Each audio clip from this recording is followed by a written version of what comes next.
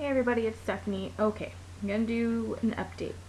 I have exactly, there's Zoe, 2 days, well, technically 1 day, well, a day and a half, before I go in for my breast augmentation and mastopexy, I think is what they call it, but it's a lift, in normal terms. And first I wanted to tell you guys, I went to go meet with a new bariatric surgeon. Sorry, the dog's chewing a rawhide bone again. I went to go meet with a bariatric surgeon, a new one, because with my insurance, like I was telling you guys in the past video, my new insurance after being married, they don't take it. Plus, personally, I prefer switching anyway. So my new surgeon, that's going to be the guy that will take care of me if anything were to happen, is really an awesome surgeon. Like, I think that it would have been much better if Sable, hey, stop it, you're loud. It would have been much better if, like, it got any quieter, it just got louder, if he would have been my surgeon from the start, but oh well, you can't fix it. Anyhow, I went in and the girl just said that she was going to treat me like as though I had never had the surgery before. So she was going to, like, well, not that I'd never had the surgery, but she needed to do like the BMI and check my weight and my height. Well, the cool news is that all these other places were like, you're 5'3.5" or you're 5'3 3/4, and this place said that I was actually almost 5'5", but I was actually standing up straight this time, so I was trying to get an accurate idea as to how tall I really am. I always thought I was about 5'5". So that changes my BMI, of course.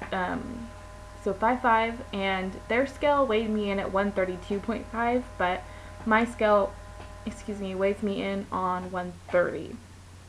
So all doctors' offices seem to have a higher amount, or maybe it's that our scales don't weigh us right, but I've always gone off of what my scale says, so I'm going to stick to that number. But the girl was like, well, after you're almost 2 years out, and based off of our estimate, they're like, we estimated you would be at roughly 136, and you're 132.5, so it's actually saying that you need to gain 3.5 pounds. And I'm like, no, I'm not going to gain anything. She's like, no, I wouldn't say that you should gain anything, but you're actually underweight. Which was like weird, because I've never been told that I was underweight. And what else? Oh, and then the doctor came in later, and he's like, well, congratulations, you're in the 50th percentile. And I was like, what do you mean? And he's like, well, you've lost more than 50% of your own body weight, which is actually rare. So I was like, oh, that's cool. But anyhow, I found a surgeon. Sable! Gosh, you're being loud. I found a surgeon, and it's a lady. I went to her. She's the second one I went to, and I really liked her. But I didn't know if I liked her because I was eager to get the surgery, and I was just being impatient and just kind of going with whatever I thought would be, like, fastest.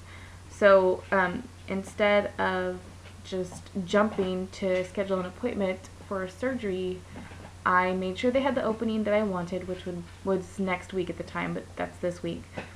And I told my husband, I need you to go with me to meet this surgeon, and if you have any, like, hang-ups about her at all, do not let me schedule an appointment. Like, say, hey, let's talk about this first before we schedule an appointment, and then tell me what your concerns are, because I don't want to just schedule it with anyone. And he actually really liked her, so that's cool. And she seemed to, like, be concerned about health reasons rather than just the outcome of the cosmetic part of it. Like, she wasn't all just about the money. She was mostly, like, concerned with, well, she asked me questions about my past, like history, family history, what I had gone through with the gastric bypass, the whole thing. So, anyhow, I tried on some of the silicone ones as testers with the sports bra that they stick you in, and she said that I could try on a couple different sizes because I wanted to try on the 400 cc's and the 450 cc's, but all she had was 460 cc's, so I just went with that. And she said, I dropped something, that either one would look fine. So me and my husband both agreed that the 460 cc's actually looked better, and it wasn't a huge difference, but you could still see a little bit of a difference. And plus it's going to be under the muscle, so my muscle's going to push it down a little more. So it's not going to look as big as you would think. But I'm hoping to get like a full D, and if I get a double D, that's okay. But I don't want to be anything bigger than that. I'm getting saline. I did consider at one point the silicone because I started researching, and there's like a new gummy bear type of silicone, and it seems to be, better as far as like feel. It feels more like a natural breast and stuff like that, but I really thought that the saline was just a better option. Your health risks are so much less. You can detect a leak because when one side of your boobs is flatter than the other, and it's fixable. Like, it's not gonna hurt me. It's salt water. It's the same stuff that they give you in the IV when you're in the hospital having surgery. So, yeah, well, I think that's it.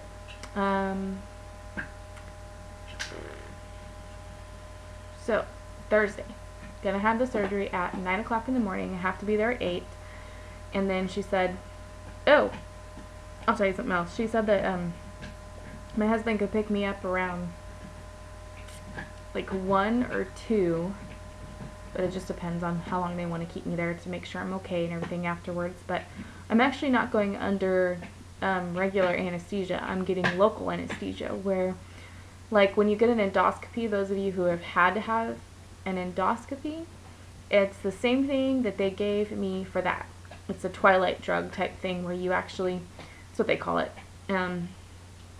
you go into a really deep sleep where you don't feel anything. Basically the same stuff they use for pulling of the wisdom teeth, I think is what they said.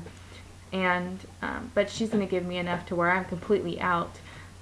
But you don't have to have as many things like shoved down you don't have to have anything shoved down your throat. You don't have to be on a breathing machine, and you have less health risks with the local anesthesia. So I definitely wanted to do that.